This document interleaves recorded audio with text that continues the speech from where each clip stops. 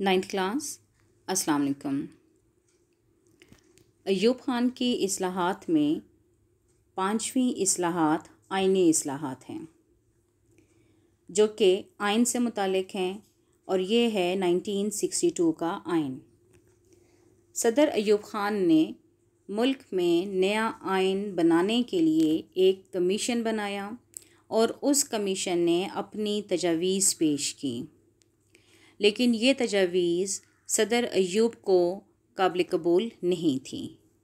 लिहाजा एक और कमेटी के तश्कील करदा आइन को 1 मार्च 1962 को नाफिज कर दिया गया। ये आइन मुल्क का दूसरा आइन था। इसके अहम नुकात का जायज़ा लेते हैं।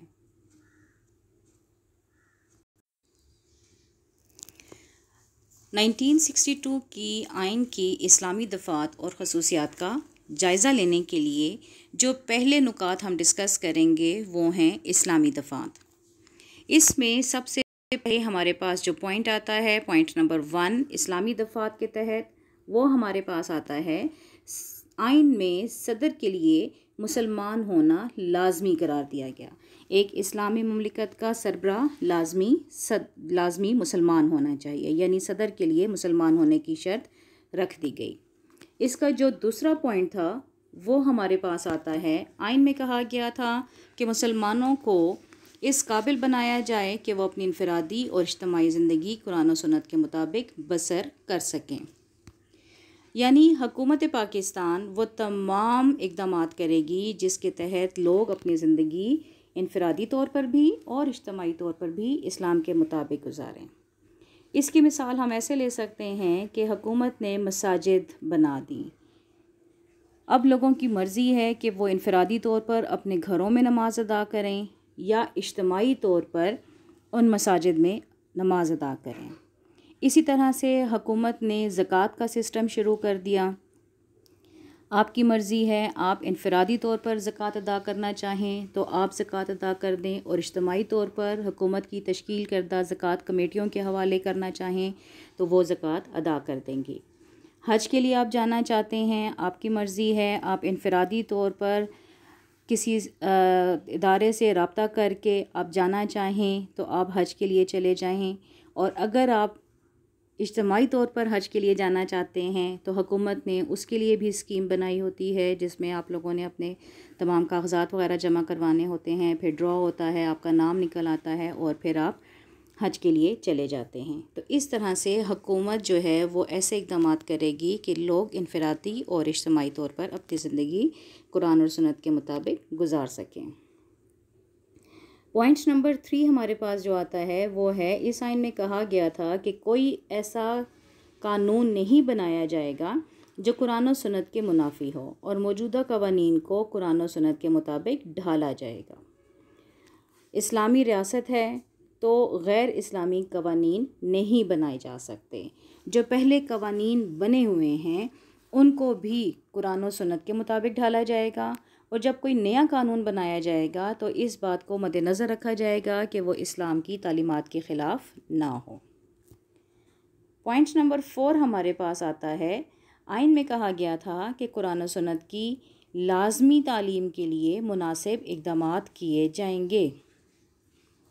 कुरान और सुन्नत की तालीम के लिए इक़दामात कैसे किए जा रहे हैं? आपने देखा मुल्क में जगह जगह मदरसे कायम किए गए हैं जहाँ पे कुरान की तालीम दी जाती है और इसके अलावा जो मसाजिद हैं वहाँ पर सेकंड टाइम पर असर के बाद जो है वो बच्चों को कुरान पाक की तालीम दी जाती है। इसी तरह से टीवी के ज़रिए जो है वो मुख्तलिफ़ चैनल्स आ गए हैं जो कि बच्चों को कुरान पाक की तालीम दे रहे हैं। लिहाजा कुरान और सुन्नत की तालीम जो है उसको लाजमी करार दिया गया और उसके लिए हुकूमत ने इक़दामात भी किए। पॉइंट नंबर 5 हमारे पास आता है, पाकिस्तान एक फ़लाही रियासत होगी जिसमें मज़दूरों के बेहतर औकात कार, तालीम, तिब्बी सहूलियात, रोटी, कपड़ा और मकान की सहूलियात फ़राहम करने के लिए इक़दामात किए जाएंगे। अब ये जो पॉइंट है ये पाकिस्तान की फ़लाही रियासत होने की निशानदेही है। फ़लाही रियासत एक ऐसी रियासत होती है जहाँ पर अवाम की ज़रूरियात को मद्देनज़र रखा जाता है और ये हुकूमत की ज़िम्मेदारी होती है। इसमें हुकूमत जो है वो किस बात के लिए ज़िम्मेदार है कि मज़दूरों के औकात कार बेहतर किए जाएंगे, यानी मज़दूर जो हैं वो सुबह से लेकर रात तक काम नहीं करेंगे बल्कि उनके लिए टाइमिंग रखी जाएंगी और उनके लिए तनख्वाह का एक प्रॉपर शेड्यूल जो है वो बनाया जाएगा। अगर उससे ज़्यादा टाइम से ज़्यादा उनसे काम लिया जाएगा तो उसकी उनको एक्स्ट्रा अदायगी की जाएगी। इसी तरह से जो बुनियादी ज़रूरियात हैं आवाम की, जिस तरह तालीम है, मेडिकल की सहूलियात, जो तिबी सहूलियात हैं वो हैं, रोटी है, कपड़ा है, मकान है, ये तमाम सहूलियात के लिए भी हुकूमत इक़दामात करेगी।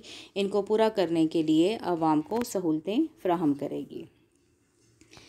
इसके अलावा पॉइंट नंबर 6 हमारे पास जो आता है वो क्या है कि इस आइन में इस अज़म का इजहार किया गया था कि सूद, जना, जुआ, शराब से पाक माशरा कायम किया जाएगा। यानी हुकूमत कोशिश करेगी कि ये तमाम माशरती बुराइयां जो हैं इनका ख़ात्मा कर दिया जाए ताकि पाकिस्तान एक बेहतर माशरे की सूरत में सामने आ सके। सूद आपको पता है इस्लाम ने सूद को हराम करार दिया है, लिहाजा बैंकिंग के निज़ाम से और आम माली मामलात में से सूद के निज़ाम को ख़त्म करने की कोशिश की जाएगी। इसके अलावा ज़िना का आपको पहले भी बताया था कि ज़िना जो है वो इल्लीगल रिलेशन है between a male and a female.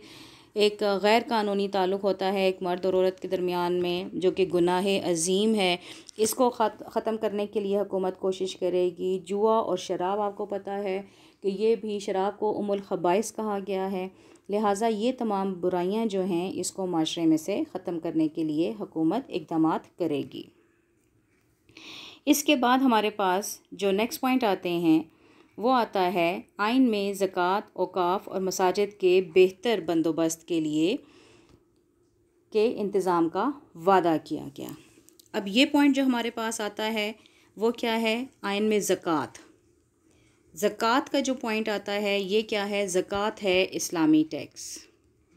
ज़कात हमारे पास इस्लामी टैक्स है जो अल्लाह ताला ने मुकर्रर किया साहिब हैसियत लोगों पर, जो 2.5% अपनी सालाना आमदनी में से काटेंगे और उसको गरीब लोगों की मदद के लिए इस्तेमाल किया जाएगा।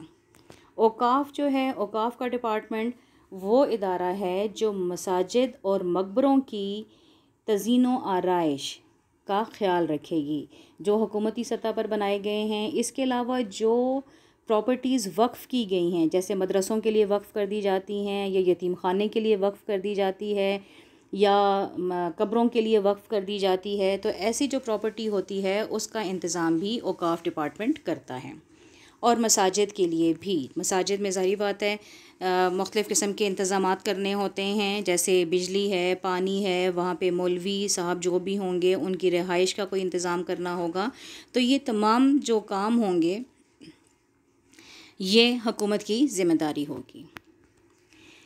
नेक्स्ट पॉइंट हमारे पास आता है आइन में हुकूमत को इस्लामी ममालिक के साथ बेहतर ताल्लुकात कायम करने को कहा गया था।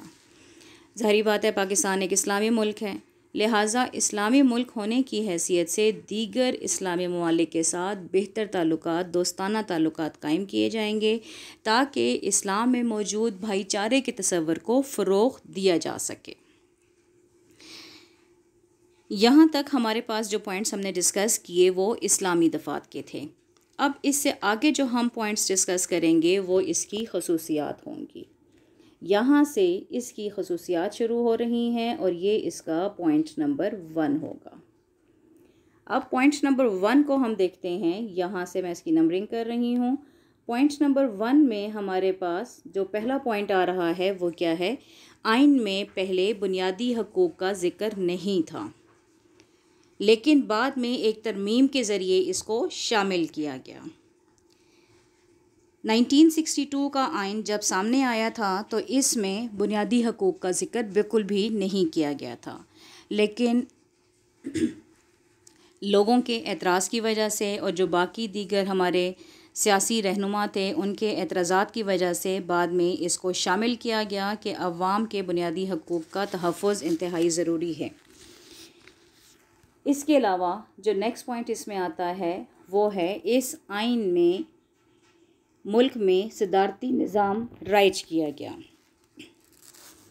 सदारती निज़ाम है हमारे पास, सदर अयूब ख़ान यहाँ पर मौजूद हैं, उनका इंतखाब 5 साल के लिए होगा और यहाँ पर पार्लियामेंट नहीं बनाई जाएगी, यहाँ पर वज़ीर आज़म का शोबा नहीं होगा और अगर पार्लियामेंट बनाई जाएगी तो उसको चलाने का सारा इंतज़ाम भी सदर के पास होगा।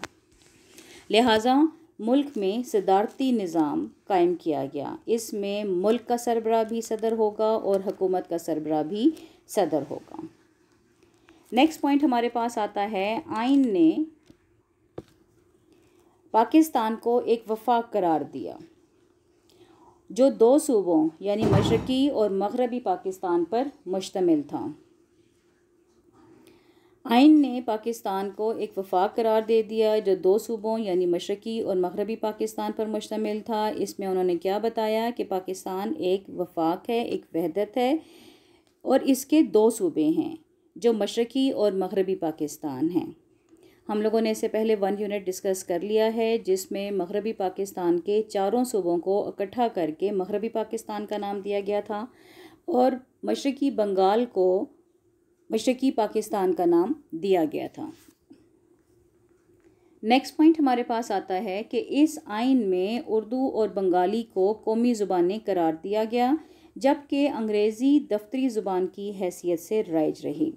अभी तक मुल्क में इस बात पर बहुत ज़्यादा मसाइल सामने आए थे कि उर्दू को कौमी ज़ुबान करार दिया गया था, लिहाजा इस आइन में उर्दू और बंगाली दोनों को कौमी ज़ुबानें करार दे दिया गया ताकि जो उर्दू बोलने वाले लोग हैं, जो मगरबी पाकिस्तान के लोग हैं, वो उर्दू को अपनी कौमी ज़ुबान के तौर पर इस्तेमाल करें और जो बांग्लादेश के लोग हैं, जो उस वक़्त मशरक़ी पाकिस्तान था, उसके जो लोग थे वो अपनी ज़ुबान को पसंद करते थे, लिहाजा बंगाली ज़ुबान को भी कौमी ज़ुबान का दर्जा दिया गया। और अंग्रेज़ी ज़ुबान जो है ये दफ्तरों में इस्तेमाल की जाएगी। नेक्स्ट पॉइंट हमारे पास जो आता है 5th पॉइंट, वो है 1962 के आइन में अदलिया की आज़ादी और ख़ुद मुख्तारी की ज़मानत दी गई। अब यहाँ पर ये पॉइंट जो हमारे पास आता है ये क्या है कि यहाँ पर अदलिया की आज़ादी और ख़ुद मुख्तारी का तहफ़्फ़ुज़ होगा, अदलिया अपने फ़ैसले करने में आज़ाद होगी और उसके ऊपर हुकूमत का कोई दबाव नहीं होगा।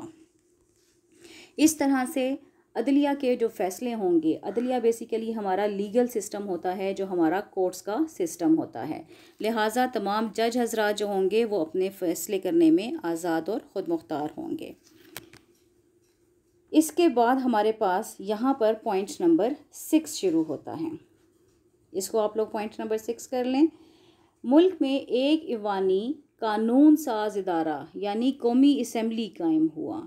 कौमी असम्बली क्या है? कानून साज इदारा है जो कानून बनाएगा और इसके मेंबरान की तादाद 156 होगी जो मशरक़ी और मगरबी पाकिस्तान में तकसीम होगी। इसमें से 6 नशिस्तें जो हैं वो ख़वातीन के लिए मुख्तस थीं, मुकर्रर की गई थीं।